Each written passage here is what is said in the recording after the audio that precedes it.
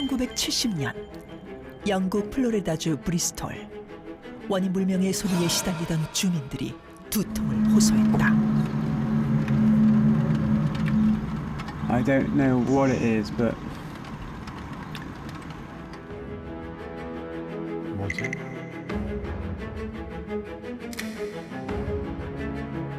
(1992년) 미국 뉴멕시코주 타우스에서는 주민의 약 2%만이 들을 수 있는 음울한 소리가 울려 퍼지고, 이거 약간 이명 같은 거 아닌가?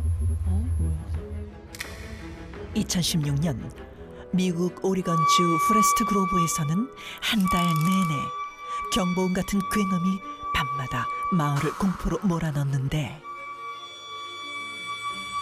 시간과 장소를 가리지 않고 끊임없이 나타나는 기괴한 소리들. 듣기 싫다 이거.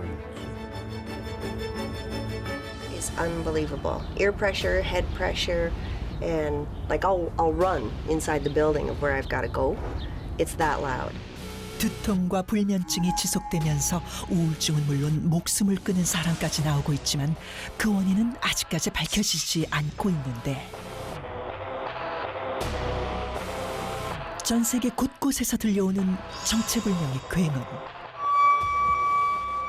그런데 이제는 그 굉음이 한 국가를 향한 공격 수단이 되어 국제 분쟁으로까지 이어지는데, 바로 미국과 쿠바의 소리 전쟁이었다. 소리 전쟁? 2016년 쿠바의 수도 아바나. 주 쿠바 미국 대사관에 정체불명의 괴소리가 울려 퍼진다. 미국 대사관 직원들은 두통과 메스꺼움, 그리고 어지러움과 이명을 호소하다 결국 청력을 상실하고 어머나. 뇌 손상까지 입고 마는데, 사람들은 이것을 음파 공격이라 불렀다. 음파 공격에 분노한 미국은 쿠바의 전면 부인에도 불구하고 미국에 있는 쿠바 외교관을 추방, 쿠바에 있는 대사관 직원들을 철수한다.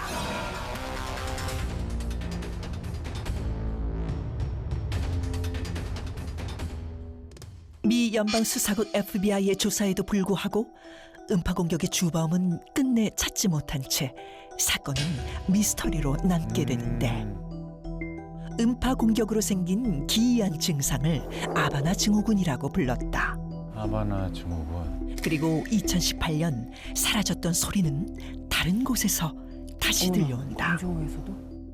중국의 미 영사관 직원들이 정체불명의 소리에 시달리는데, 대상이 다 미국. 남중국해와 무역 갈등 속에 양국의 미묘한 긴장 상태는 계속되고, 중국 음파 공격의 진실은 아직까지 밝혀지지 않고 있다. 그리고 2021년 7월 오스트리아 비인의 미국 대사관 직원 20여 명이 음파 공격에 의한 뇌손상을 호소하는데, 또 미국 대사관? 미국 대사관. 다 미국 대사관? 대상이 다 똑같아요. 미국은 CIA 특별 조직까지 결성하며 추적에 나섰지만 아직 해결되진 않았고, 결국 미국인을 향한 음파 공격은 미스터리로 남았다. 그럼 그 미국 대사관들이 있는 건물만 그렇게 공격을 했다는 건가?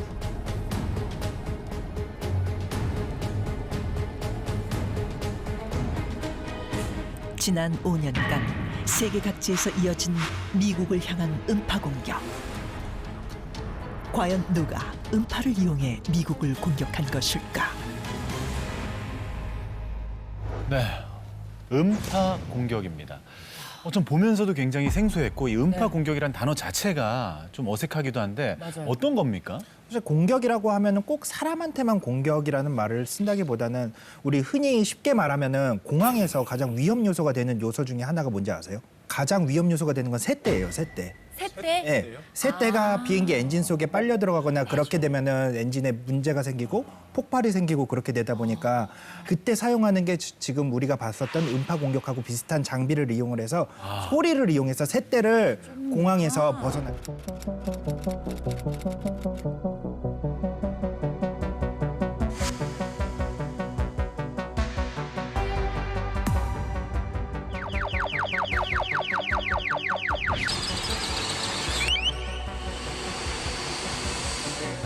그럼 그 새떼 쫓으려고 소리를 들었는데 어떤 인간이 아 이러면 되게 기분 나빠야 되는 거 아니에요? 그분은 조류 그분은 세대 거죠. 세대인 아 건데. 세대 딸 때. 그렇죠. 그것도 처음 한 사실인데요. 사실 음파 소리를 공격 전쟁에 이용한 사례는 과거로부터 좀 많이 있었습니다.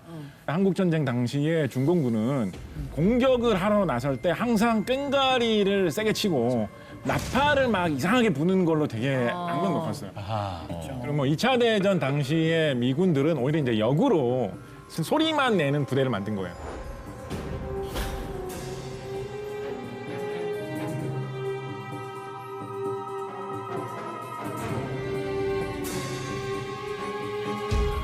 그래서 뭐 유령 부대 이런 식으로 이제 이름을 붙여가지고 그 부대가 북적북적하고 있으면 저기에 엄청난 군대가 있는가 보다라고 해서 적군이 거기에 신경을 쓸 때 딴 데를 공격한다든가 뭐 이런 식으로 이용하기도 했다라고 합니다. 아이디어네. 그러면 음파 공격이라고 정의를 딱 내릴 수 있는 특징이 있을까요? 물리적으로 생각하면 음파라는 것은 소리가 공기를 통해서 전달되는 것인데요. 이 소리가 가지고 있는 에너지가 굉장히 클 때, 그러면 이제 그 소리에 노출된 사람이 어떤 그 공격의 의지를 잃거나 그런 효과를 노리는 것 같아요. 그때 뭐 적을 공격하거나 하는 의지를 갖기는 좀 어렵겠죠. 사실 이 음파 공격 같은 거는 직접적인 무기가 있어요. 미국에는 엘라드라고 그래가지고 이제 엄청나게 큰 소리를 내면서 이제 시위대라든지 폭동이라든지 이런 사람들 아니면은 전쟁에서 사용이 된다든지 이런 무기들을 사용하는 경우가 있는데 그 화재 경보기 소리의 몇 배가 되는 소리예요. 요즘에 재난 경보음 같은 거, 그쵸? 문자 오는 거. 네. 그런 그거보다 더 이제 듣기 싫은 하이피치로 이제 크게 나오는데 그럼 그냥 스위치 누르면 진짜 그냥 소리만 빵 나가는 네. 거예요? 그리고 경찰들은 이제 헤드폰을 쓰죠. 보호할용. 근데 저는 미국이 들은 소리는 정말 미스터리인 것 같은 게. 아까 화면에서 나. 왜냐면 각 나라마다 미국 대사관들만 그건 맞아요.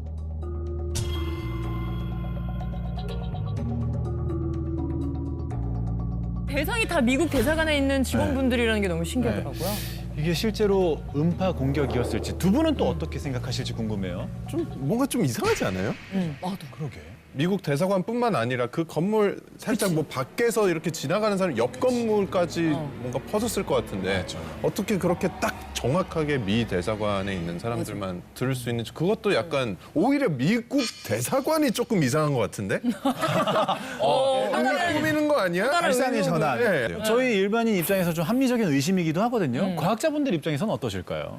저는 음파 공격일 수도 있다고 생각을 하고 있어요. 사실은 음파 공격일 수도 있다고 생각을 하는 게 피해자들이 공통적으로 나타내는 증상들이 있잖아요. 뭐 두통이 있다든지 메스꺼움이 있다든지 그다음에 청력을 잃는다든지 이런 거는 보통 하나의 그 작용으로 인해서 나타나는 공통된 현상이거든요. 그랬을 때 음파 공격일 수도 있지 않을까 그렇게 생각을 해요. 제 생각은 좀 다른데요. 존박 씨가 말씀하신 것처럼 여기서 한 가지 우리가 특이하게 생각해야 될 게 피해자는 미국 대사관이랑 공통점이 있는데 네. 공격자는 나라가 다 다르잖아요. 맞아요. 그렇게 생각하면 보통은 이런 기술을 개발하는 공격자가 있으면 그 공격자가 여러 피해를 입히지. 그치. 공격자가 다양하고 피해자가 하나인 거는 사실 약간 일단 합리적인 의심이 일단 먼저 들고요. 근데 이 쿠바에서 있었던 일에 대해서는 2016년에 보도된 내용이 있는데요. 당시에 지카 바이러스 맞아요. 기억하시죠? 네네네.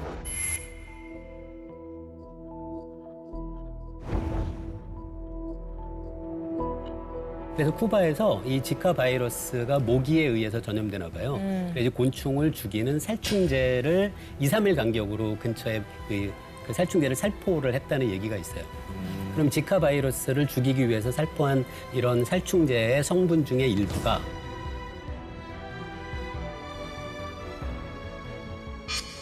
사람의 신경 전달의 과정에도 영향을 미칠 수가 있는 거죠. 그런데 그런 경우에 사람이 느끼게 되는 증세가 그 여럿이 있는데 그 중에 하나가 이명이라는 것이 있습니다. 그래서 제가 갖고 있는 어떤 생각으로는 살충제에 의한 부작용일 가능성이 있다라고 생각하면 저는 음파 공격은 아니다라는 게 제 입장입니다. 자, 지금 음파 공격에 대한 의견이 우리 물리학자분들은 1대1로 갈리는 상황입니다. 자, 그럼 화학으로 한번 가볼까요? 저는 교수님 주장에 많이 공감을 합니다. 교수님께서 말씀하시면서 아까 살충제 이야기를 하면서 네. 어떤 그런 화학적인 이야기를 하시더라고요. 보통 들 같이 있는 이야기거든요. 가만히 들어봤는데 공사랑. 그럴 듯했어요. 그럴 법하죠. 왜냐하면 특히 두 번째 사례로 이야기된 게 중국에서도 광저우 얘기가 했었거든요. 네.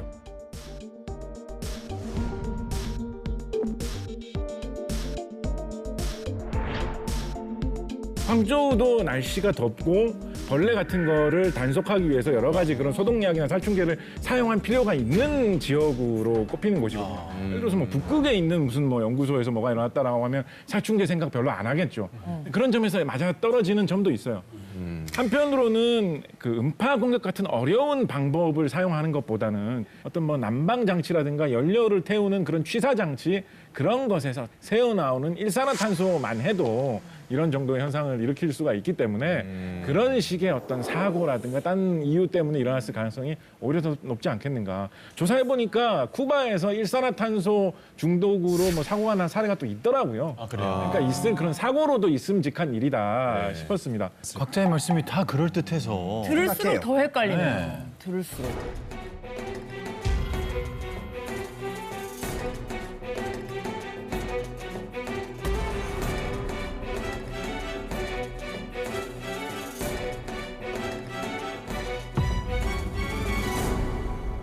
같은 시간 같은 공간에 있는데 그렇게 누구는 소리를 들어서 아프고 누구는 맞아. 멀쩡하고 그럴 수가 있나요? 그래 뭐 새때도 아니고 사람마다? 같은 사람인데. 그러니까 선택적으로 들을 수가 없는 것 같은데. 보시면은 사람이 들을 수 있는 영역대가 딱 어느 정도가 있어요. 그래서 이거를 가청 영역대라고 그러는데 그거보다 낮거나 혹은 높거나 하면은 그 주파수는 다 들리지는 않아요. 그래서 항상 이어폰을 끼고 또 도시 소음에 노출이 되고 이러면 이제 청력이 떨어지게 마련이거든요.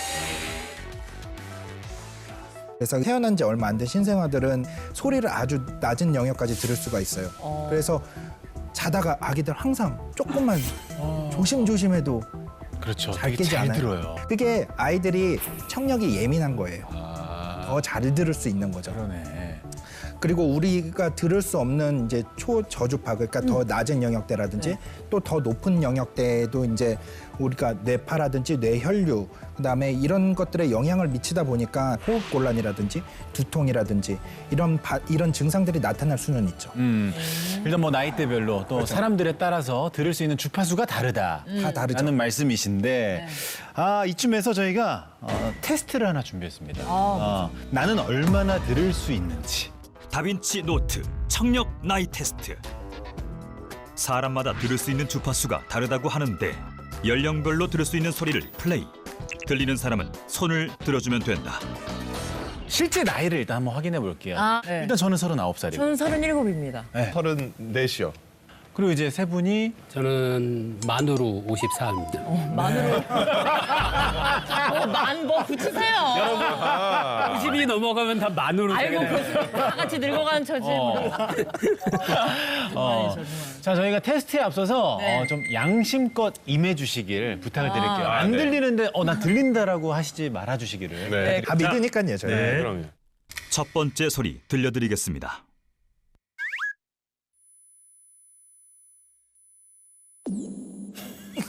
다 들으셨죠? 지금 소리가 들리시는 분은 다시 해보세요, 50대입니다. 50대. 한 번 더 들려드리겠습니다.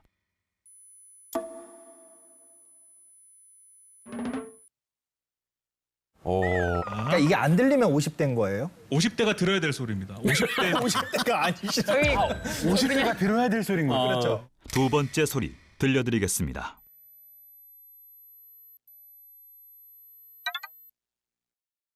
무서워. 지금 안 드셨어요? 안 들렸어요? 진짜? 지금 몰래카메라 아니에요? 안 들렸어요? 안 들렸어요? 어떻게 랑중보다 더 무서워. 아까보다 훨씬 안 들리긴 한데 들리긴 들렸어요. 네. 진짜? 말도 안 돼. 그럼 도현 씨가 지금 50대의 귀를 가지고 있는. 저보다 근데 귀가 좀 늙으면 어때? 나 얼굴이 젊은데. 늙어도. 세 번째 소리 들려드리겠습니다.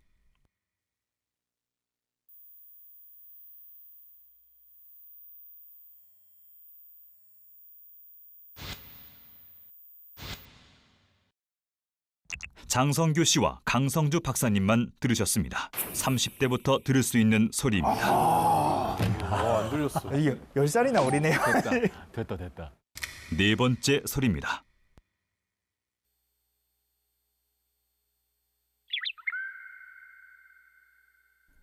10대부터 들을 수 있는 소리입니다. 전혀 안 들린다. 진짜 안 들려. 근데 전 이거 테스트할 때 저는 아무것도 한 번도 들은 적이 없네요. 아니요, 교수님 저도 하나밖에 못 들었어요. 도대체 뭘 들린 거지? 우리 교수님께서는 60대 청력. 60대 이상입니다, 사실. 솔직히 얘기하면. 그렇죠. 저는 아무것도 못 들었으니까.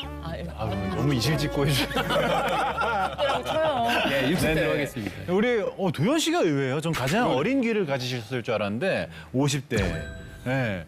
안타깝네요. 그리고 존박 우리 재식 작가님께서 40대, 성주 박사님과 제가 뭐 30대 귀를 가졌습니다. 근데 저는 뭐 그런 생각도 해봐요. 아까 새 이야기 해주셨는데 사실 동물들 같은 경우에 사람하고 들을 수 있는 주파수가 달라서 예를 들어서 뭐 고래 같은 그런 동물들은 굉장히 낮은 소리도 잘 듣고 막 박쥐 같은 이런 동물들은 굉장히 높은 소리를 사람이 들을 수 없는 소리를 들을 수 있다 이런 식으로 이야기를 하거든요. 네. 그래서 아마도 이렇게 낮은 소리를 오히려 잘 들으시는 뭐 교수님이나 도현 씨 같은 분께서 약간 고래와 같은 그런 청력이라면 높은 소리를 잘 들으시는 뭐 이런 분들께서는 약간 박쥐야 같은 진짜 아니, 박쥐 소리 많이 듣습니다.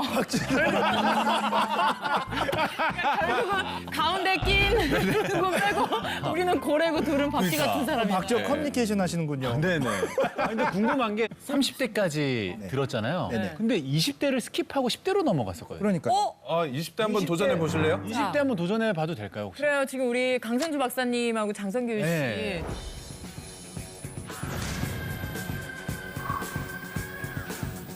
이거 분이 괜히 기분이 좋네요. 괜히 그렇죠. 한번 도전해보세요. 괜히 기분이 좋아. 일단 20대 후반 소리부터 부탁드릴게요. 20대 네. 후반.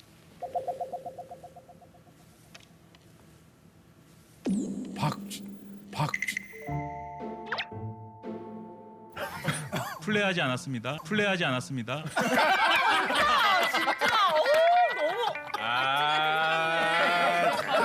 박쥐 같은 귀엽네. 아 진짜 아꼈어요. 장성 기려갈 것 다시 들려드리겠습니다. 세상에.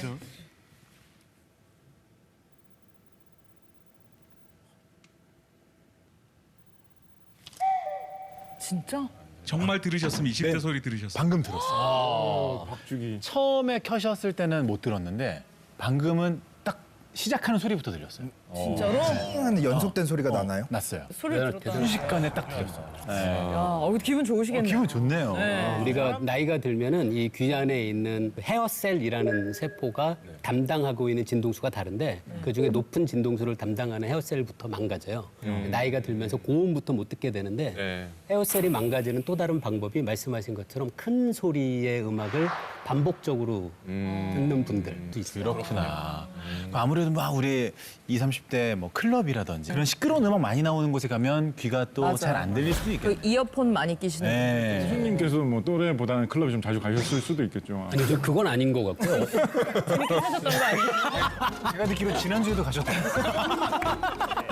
우리 아까 청력 테스트 하면서 10대는 아무도 못 들었잖아요. 못 들었어요. 10대는 장성규 씨가 들었는데 10대는 아무도 못 들었잖아요. 네. 그러니까 10대만이 들을 수 있는 소리를 가지고 휴대폰 벨 소리를 만든 적이 있어요. 정말 그러면 만약에 혹시 그러면 안 되지만 수업 시간에 진동 모드를 안 하고 벨이 울리면 선생님은 못 듣고 애들만 듣는 거예요? 그렇죠. 우와. 그래가지고 원래 이 휴대폰 벨 소리가 뭐 이렇게 시끄럽게 떠드는 10대 아이들을 내쫓기 위해서 만들어 놓은 거였는데 그걸 역이용한 거죠. 10대들이 오히려 어른들을 골탕 먹이는 수단으로 이런 현상들도 있었어요. 이 말씀 들으니까 나이별로 이렇게 소리를 들을 수 있다는 게 때로는 또 슬플 수도 있겠다. 맞아요. 라는 생각이 드는.